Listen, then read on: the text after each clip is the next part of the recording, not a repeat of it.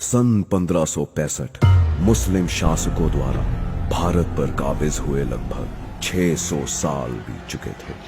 उत्तर में मुगलों के नाम से सुन्नी तो मध्य में शाहों के नाम से शिया राज कर रहे थे। दक्षिण में विजयनगर आखिरी हिंदवी साम्राज्य था। इसकी समाप्ति के साथ ही संपूर्ण भारत मुस्लिम साम्राज्य होने वाला था। 15 जनवरी 1565 को मुस्लिम शासकों द्वारा विजयनगर के अंतिम सम्राट राजा राम राय की गर्दन का सूली पर चढ़ा दी गई और इसी के साथ हुई हिंदवी साम्राज्य की संपूर्ण समाप्ति की घोषणा। पर फिर भारत को बेबीलोन की तरह किताबों के पन्नों से गुम होने से कैसे बचाया गया? कैसे एक मृत कर दी गई सभ्यता फिर जीवित हुई? इस कहानी की शुरुआत हुई सन 1645 महाराष्ट्र के रायरेश्वर मंदिर से। एक 16 वर्ष के बालक द्वारा शिवलिंग पर अपना खून चढ़ा हिंदवी स्वराज्य की शपथ ली गई। इस पराक्रमी बालक का नाम था शिवाजी राजे भोसले।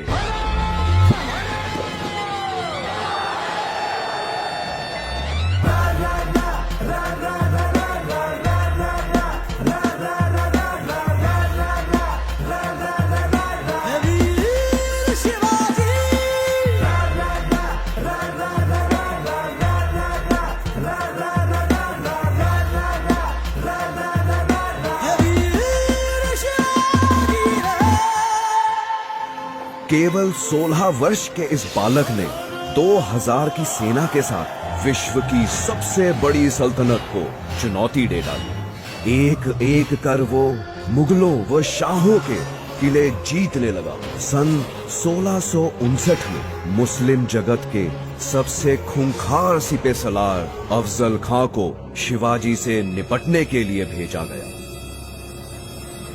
कहा जाता है कि शिवाजी पर आक्रमण की शुरुआत जल्लाद अफजल खां ने अपनी 40 रानियों के कत्ल से की थी। लेकिन शिवाजी की चतुराई के सामने अफजल खां की बेरहमी भी काम ना आ सकी। स्वयं को अफजल खां से डरा हुआ बताकर शिवाजी ने उसके सामने संधि का प्रस्ताव रख दिया। अहंकार में मदहोश अफजल खां चंद सैनिकों के साथ संधि करने शिवाजी के किले में दाखिल हो गया। शिवाजी ऐसा मौका चूकने वालों में से न थे। शिवाजी द्वारा अफजल खां का अंत कर मुस्लिम सल्तनत को बड़ी मात दे दी गई। इसके बाद कोल्हापुर, पवनखिंड, उम्बेरखिंड, चाकन, कल्याण, सिंहगढ़, पुरंदर और पुणे जैसे दर्जनों युद्धों में शिवाजी द्वारा मुस्लिम सल्तनत की जड़ें हिला दी। शिवाजी को रोकना नामुमकिन सा हो गया था। ऐसा लग रहा था मानो दक्षिण में विजयनगर का हिंदवी राज फिर से जन्म ले रहा हो। पर औरंगजेब भी जोश में होश खोने वालों में से नहीं था। कुछ दिन के धैर्य के बाद उसने एक दिलचस्प दांव खेला। अपने अधीन हिंदू राजा जय सिंह को उसने शिवाजी के मुकाबले में खड़ा कर दिया। हिंदवी स्वराज्य की कामना करने वाला शिवाजी हिंदू राजा पर वार नहीं कर पाएगा। औरंगजेब ये बात भली भांति जानता था और ऐसा ही हुआ। शिवाजी को पहली बार पीछे हटना पड़ा। जीते हुए 35 में से 23 किले मुगल सल्तनत को वापस करने पड़े।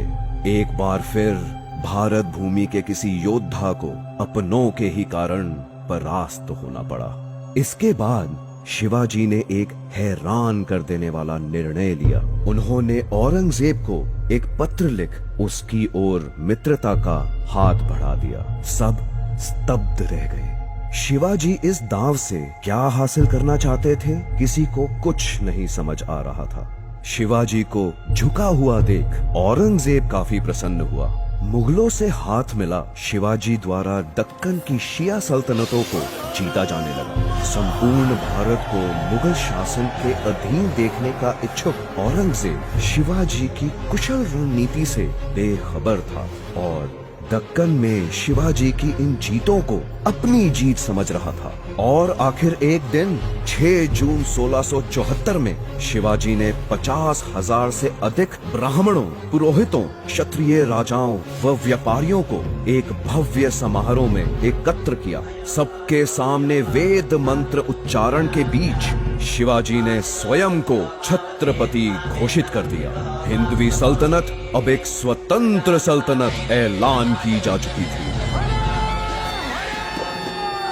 औरंगजेब क्रोध से बौखला उठा। शिवाजी द्वारा एक अलग सल्तनत की घोषणा सीधी मुगल साम्राज्य को बड़ी चुनौती थी, पर अब बहुत देर हो चुकी।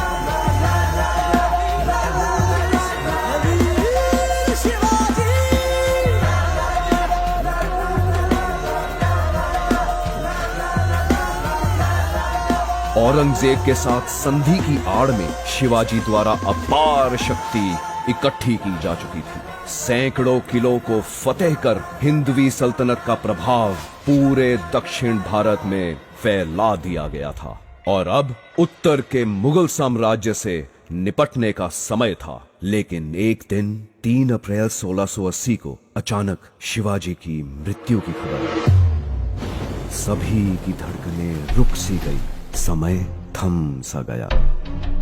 निकटतम लोगों द्वारा उनकी मृत्यु का कारण तेज बुखार बताया जा रहा था। एक बार तो आजाद भारत का सपना चकनाचूर होता दिखने लगा, पर इसके विपरीत शिवाजी द्वारा सुलगाई राष्ट्र प्रेम की आग उनकी मृत्यु के बाद और भी तीव्र हो उठी। बाजीराव पेशवा, राणोजी सिंधिया, मल्हर राव होलकर, रघुजी भोसले, दामाजी गायकवाड़, महदाजी शिंदे, दत्ताजी राव, धन्नाजी जाधव जैसे एक से एक राष्ट्रभक्त हिंदवी साम्राज्य से पैदा होने लगे।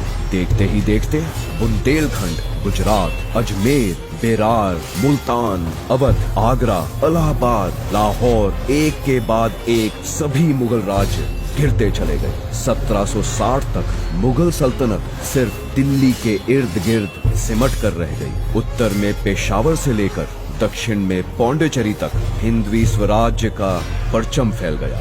इस प्रकार छत्रपति शिवाजी द्वारा भारत की सभ्यता को बेबीलोन की तरह किताबों से गुम होने से बचा लिया।